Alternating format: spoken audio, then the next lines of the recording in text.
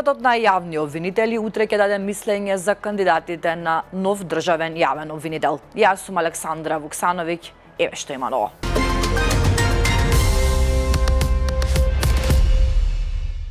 Поради зголемените врнежи од дожд и топењето на снегот во повисоките предели, постои опасност од изливање на реките Вардар и Треска, предупредуваат надлежните служби. Од доцна синоќа се пренасочува и сообраќајот во Гостиварско, информираат од АМСМ. Во Полошкиот регион во Гостивар екипи на противпожарната служба интервенирале во текот на целата ноќ поради обилните врнежи од дожд и поплавувања. Најкритична состојба е регистрирана во селото Форино, кое е најпогодено од поплавите. Поплавени се и земјоделски површини во селата Чајле, Турчане, Врапчиште и Беловиште. Во југозападниот регион, во Кичево, на улицата Прилепска, е регистрирано најголемо поплавување на куќи и евакуирани се 220 лица, кои се сместени во спортската сала Христо Узунов. Во општина Липково и во селото Оризаре поплавени се земјоделски површини. Во Скопскиот регион, во општина Сарај, состојбата е мирна и се следи.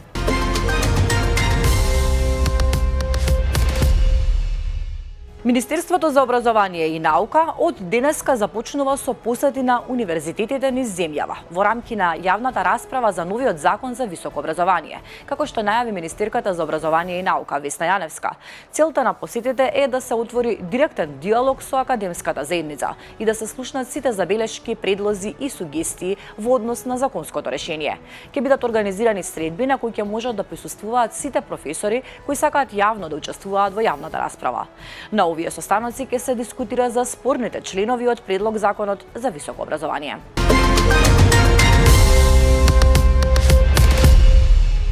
Откако во мандатот на градоначалникот Гоце Трајановски се изградија 2 градски плажи покрај Вардар, за кои, како што се покажа подоцна, залудно беа потрошени огромни пари, затоа што ниедна од нив денеска не функционира. Сега градоначалникот Орце Ѓорѓевски одново ќе гради плажа, односно како што вели тој, не гради нова, туку ќе ја обнови старата.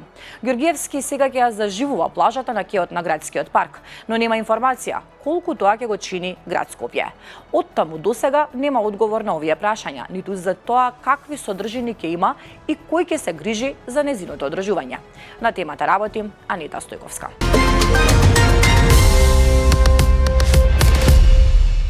Апел на социјалните мрежи.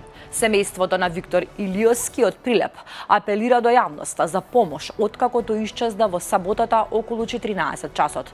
Според објавата на мајката Роза Илиоска на социјалната мрежа, на младото момче од Прилеп му се губи секоја трага од моментот на исчезнување. Виктор бил облечен во тегет ветровка, црни тренерки и сиви патики, кога последен пат бил виден. Семејството апелира до граѓаните кои имаат било каква информација што би помогнала во пронаоѓањето на Виктор, веднаш да се јават.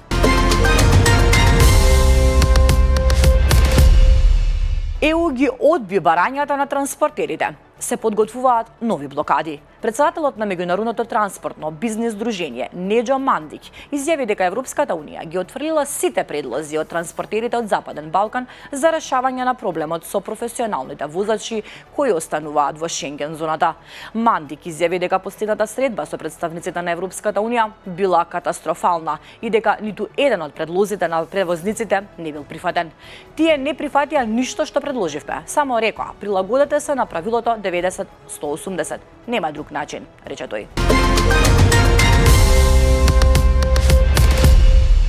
Силен циклон од Јадранското море донесе обилни врнежи во регионот, предизвикувајќи поплави во Котор и Улцин, каде под вода се центарот на градот, објекти и сообраќајници. Поплавен е и инфопунктот на туристичката организација Котор. На југот на Далмација и во Херцеговина наврнале повеќе од 100 литри дожд, а на Црногорското приморје и над 200 литри.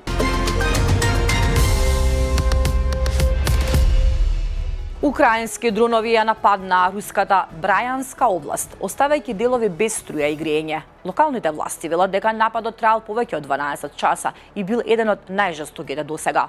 Украинските напади со беспилотни летала предизвикале делумни прекини на електричната енергија и грејењето во западната руска област, соопштија локалните власти, оценувајќи ги ударите како едни од најжестоките од почетокот на војната. Според овие информации, нападот со дронови траел повеќе од 12 часа, при што биле соборени над 170 беспилотни летала.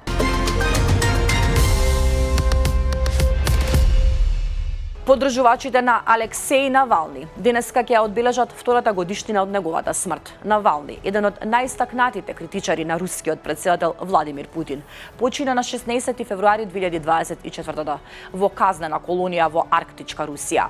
Неговиот тим, кој работи во екзил, соопшти дека се планирани комеморативни настани во Русија и во повеќе од 20 други земји.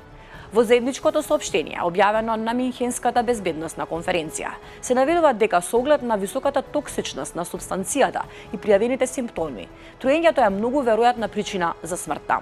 Русија претходно соопшти дека Навални починал од природна смрт.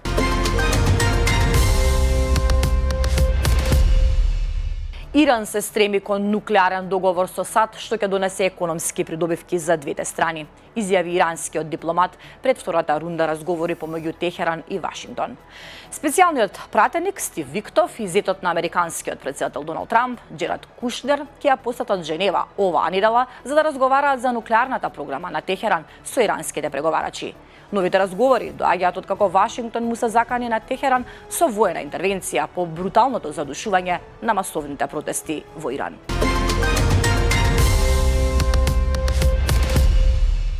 Германија ја затегнува миграцијската политика. Германските власти планираат да ги продолжат граничните контроли со соседните земји најмалку до 15 септември, зашто наскоро ќе ја информираат Европската комисија.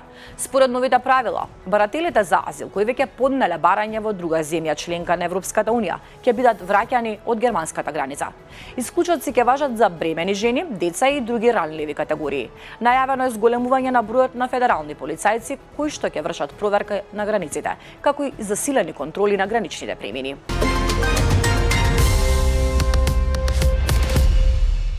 Во експлозија во продавница за пиротехника во Источна Кина загинаа 8 лица, а други 2 беа повредени.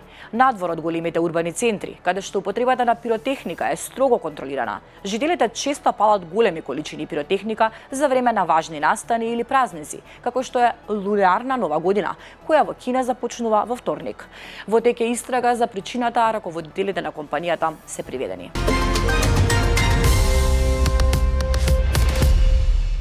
Силно невреме го погоди северниот остров на Нов Зеланд, прекинувајќи летови, возови и фериботи, оставајќи повеќе од 30.000 корисници без струја, најмногу во Велингтон.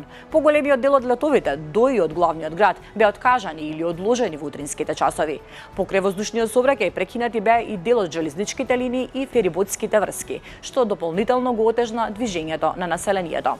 Властите апелираа граѓаните да избегнуваат непотребни патувања, а неколку училишта во погодените области останаа затворени. Го прашаа Обама дали има вонземјани. Неговиот одговор предизвика лавина реакции. Поранешниот американски претседател Барак Обама ја возбуди заедницата зборувајќи за вонземјански живот. Тие се вистински, но јас не сум ги видел. Како да долевам масло на огнот, Обама брзо додаде: не ги криеме во областа 51. Нема подземен објект, освен ако нема огромен заговор и тие се кријат од претседателот на Соединетите Американски држави.